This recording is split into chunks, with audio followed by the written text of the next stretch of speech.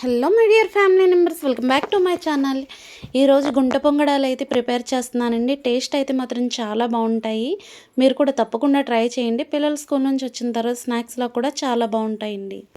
గుంట పొంగడాలు ప్రిపేర్ చేయడానికి కావాల్సినవి ఏంటో చూసేయండి. నేను ముందుగా మినప్పిండి తీసుకున్నానండి, ఇడ్లీ పిండి. ఇందులో సన్నగా తరిగి పెట్టిన ఉల్లిపాయ ముక్కలు, అలాగే ఒక పచ్చిమిరపకాయ, కొత్తిమీర, రుచికి సరిపడగా సాల్ట్ వేసి ఒకసారి అంతా కలిపేస్తున్నానండి. కావాలి అంటే జీలకర్ర వేసుకోవచ్చు, లేదంటే స్కిప్ చేయొచ్చు. గుంట పొంగడాల గిన్నె అయితే స్టవ్ మీద పెట్టేశానండి.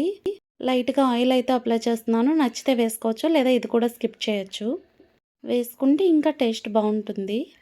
మనం కలిపి పెట్టిన ఇడ్లీ పిండిని ఈ విధంగా కొంచెం కొంచెం అయితే వేస్తున్నానండి. మనం బాగా ఎక్కువగానే వేస్తే ఆ గుంట నుంచి అయితే ఇంకా కొంచెం పైకి అయితే పొంగిపోతాయండి. ఈ విధంగా వేసి 2 నిమిషాలు అయితే మూత పెట్టేస్తున్నానండి.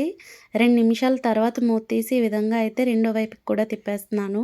రెండో వైపున కూడా లైట్ గోల్డెన్ కలర్ వచ్చేంత వరకు వేయించుకుని ఈ విధంగా సర్వింగ్ బౌల్లోకి అయితే తీసేసుకున్నానండి. కొత్తిమీర చట్నీతో కానీ, పల్లీ చట్నీతో కానీ సర్వ్ చేసుకుంటే టేస్ట్ చాలా బాగుంటుందండి. చూసారుగా, వేడివేడి గుంట పొంగనాలు అయితే రెడీ అయిపోయింది. మీరు కూడా తప్పకుండా ట్రై చేయండి. Please subscribe. Thanks for watching.